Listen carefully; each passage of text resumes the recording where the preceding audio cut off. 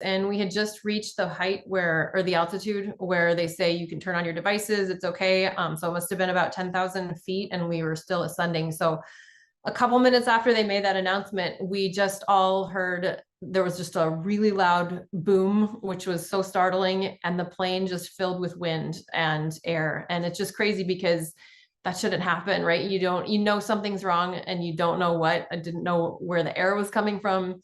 The oxygen mask dropped. It was noisy. It was very windy and just loud you could hear the engine from outside the plane and just the air circulating inside the plane because it was just like wind was just coming in.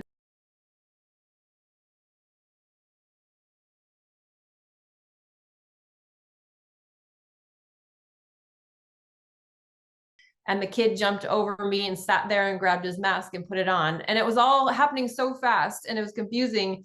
I didn't know where he came from. I didn't know what seat he was in, where he was before that. I didn't know why he didn't have a shirt on because his shirt got sucked off of his body when the panel blew out because of the pressure.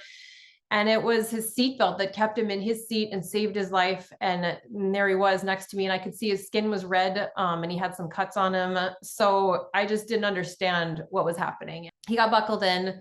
He had his mask on. I know that they reseated his mom somewhere else. And then eventually I didn't see the flight attendants anymore. So I knew that it was taken care of and they were seated and they were safe too. And then I started talking with him. We had our masks on and the plane was really loud, so we couldn't talk, but I had a notes app on my phone that I was typing on. So I typed to him and I asked him if he was hurt and if he had been in that seat where the window blew out. I'm just so thankful. And I don't know, I just really, I'm glad that it is not any worse than it was.